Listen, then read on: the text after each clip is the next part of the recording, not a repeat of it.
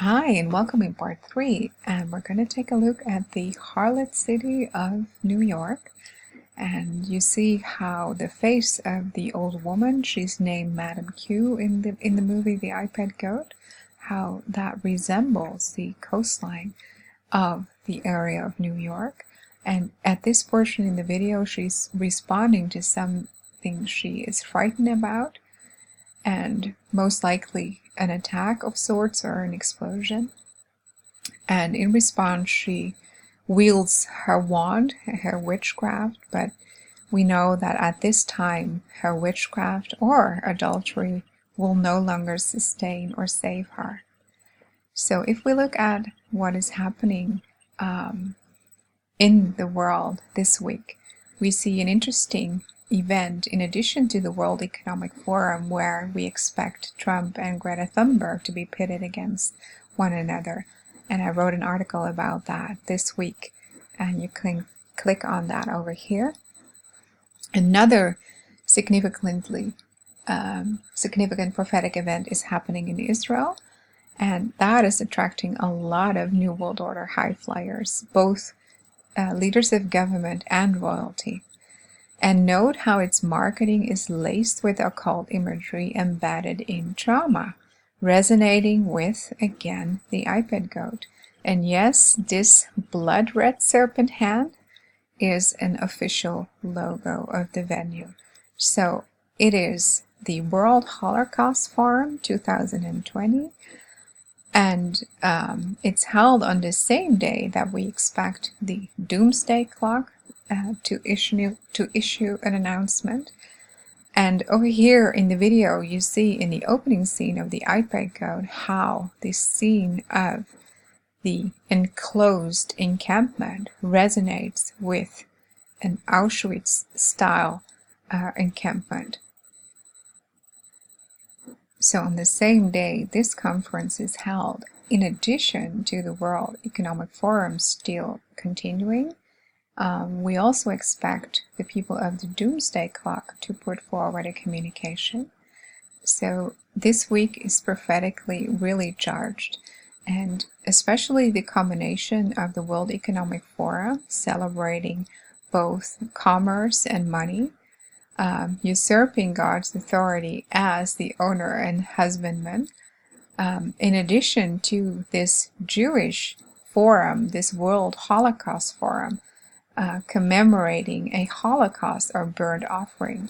Those two events are reflected in the celestial signs, but we'll get to that a little bit later. So in the iPad Go-To opening scene, it is alluded to Nazi camps like Auschwitz, and from the open scroll we read a description of the correlation between the two. In Nazi camps like Auschwitz, ash fell thickly upon the ground as multitudes of bodies were cremated in the furnaces. The figure of a man with a dog on a leash is both a guard and a guard dog, in addition to the celestial sign of Orion restraining Sirius, the dog star. The barcoded goat embodies the prisoner as marked livestock, in addition to Satan still being boxed in behind the dimensional veil. Until he's demoted from the third heaven, he still has access to be cast down through the celestial silver gate to wreak havoc on the earth. Past Nazi-style encampments will come back into vogue worldwide. In the US, most likely labeled as FEMA camps, and in other nations could be branded otherwise. So this is their message on one level, which is underscored by the appearance of the bell around the neck of the goat, and the bell pictures Mao, Satan's pet goat, specifically a Judas goat, and the article I wrote about the Judas goat is linked over here, is infiltrating from within the left political spectrum, and he's a bellwether to identify with. And a bellwether is an entity in a given arena that serves to create or influence trends to presage future happenings. The term is derived from the Middle English bellwether and refers to the practice of placing a bell around the neck of a castrated ram leading a flock of sheep. and the movements of the flock could be noted by hearing the bell of the goat or the ram before the flock was in sight. So what is this next week's meeting all about? Heads of state from New York, Europe, America, and Australia are converging at Yad Vashem, the World Holocaust Remembrance Center, for the 5th World Holocaust Forum taking place January 23rd. The International Holocaust Remembrance Day is January 22nd. The event, entitled Remembering the Holocaust and Fighting Anti-Semitism, is organized by the World Holocaust Forum Foundation in cooperation with Yad Vashem, under the leadership of Rivlin. So the red carpet is rolled out for many heads of states and royalty, and no doubt, while saying they're combating anti-Semitism, they will speak of ensuring peace and security, and in the meantime will endorse the ushering in of Judaism's Noahide laws while curbing free speech and laying the groundwork for the New World Order. And meanwhile, they will no doubt continue to poke a stick in God's eye, attempting to carve his city Jerusalem and subverting scripture under the label two-state solution. So if we're gonna look at the celestial signs this week, we see a beautiful synchronicity between the World Economic Forum, the Holocaust Forum, and what is happening in the heavens, because on the 20th of January, like a ramping up, we will witness a conjunction of the moon, which is the type of the bride, and Mars, war, in Ophiuchus, the serpent bearer. The 23rd, so the day of both conferences, the moon and Jupiter, the king planet and man-child, will conjunct in Sagittarius, the archer or conqueror.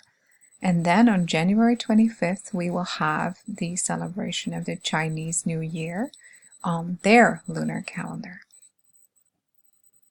So over here, there's a rather detailed description of the position and prophetic meaning of China, and especially the transition in the calendar between the year of the Earth Pig and the year of the Metal Rat, what that means scripturally, and why the elite is using that image of their new year in their signaling. But what I'd like to go to especially is what is happening in Capricorn, because that is what is related to these two international meetings. So in Capricorn, we're witnessing the sun at the cutthroat section.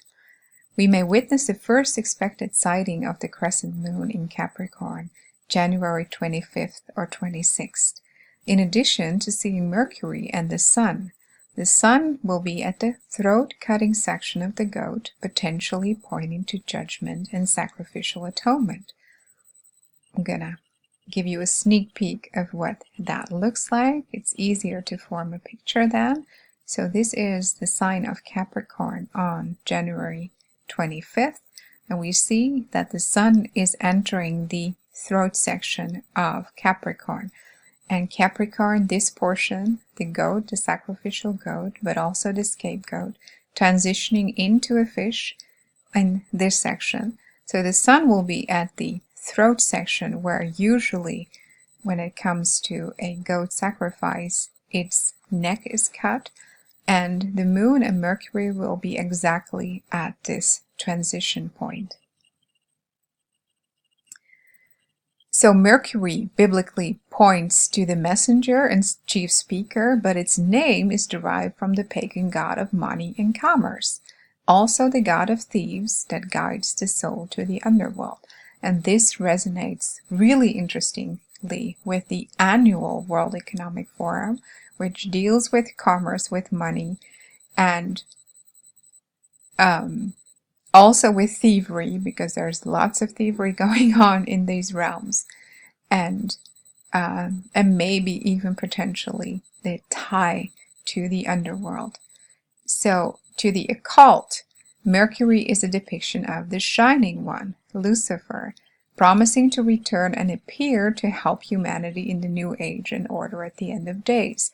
It will be through money and medicine that the Antichrist will predominantly control his new world order. So the mark of the beast especially will be a prerequisite of being able to partake into financial transactions, but it will no doubt also be used to have access to government or medical services, and those are all connected to Mercury.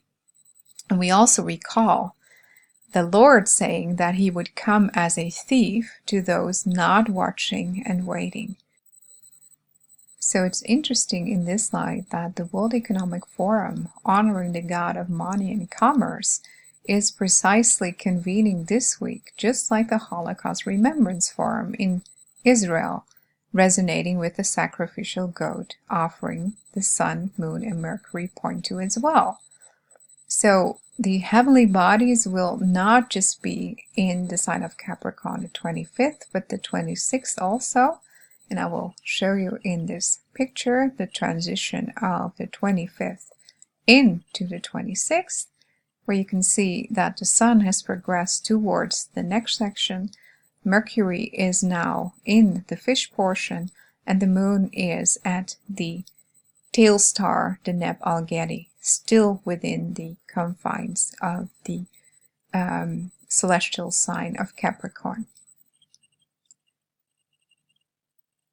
So we also see that Jupiter, man-child or kin planet, will be in Sagittarius at the brightest star Nunki, and Nunki means the prince to come.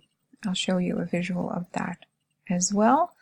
Jupiter at Nunki, Saturn under the Archer's cloak. So you see how the bow of Sagittarius is visible in this particular reflection, but note that the sun is already above the horizon, so there's only in the darkness just prior to the sun rising, the tip of the bow is visible above the horizon, but I amplified it over here to be able to see where Jupiter is. So Jupiter is over here, and Nunki, the brightest star in Sagittarius, where the hand is stretching, the arrow is right over there. And we know that the arrow is a reflection of the children of God, but also of the bridal portion of 144,000 Gentiles who will be shot back, because the arrow is aimed at the Antares star in Scorpio, an enemy sign. So that is where Jupiter will be, and Saturn is hiding under, in this case, the cloak, and sometimes it's depicted as a wing. So the positioning of the heavenly bodies, January 25th and 26th, resonates strongly with the enemy signaling, because in the iPad Goat movie, we see a crescent moon reflected in the pool next to Ludovic's egghead. He is laying on a Capricorn sign formed by the serpent. So if you decide to watch the video, and by the way, the Ludovic character is a reflection of the occultist Aleister Crowley, and notes are linked to support that. And we see him lying over here in a formation formed by the serpent, making the sign of Capricorn. And in a minute shot, you see a reflection of a crescent moon, which is reflecting what we see in the sign of Capricorn exactly on January 25th and 26th. And if you decide to watch the video, you see, when you carefully lip read what he is saying, that at the exact moment this Capricorn sign is formed, he cries out, Abraham. And we know from previous studies that that most likely pertains to the prophesied false flag sinking of the USS Abraham Lincoln.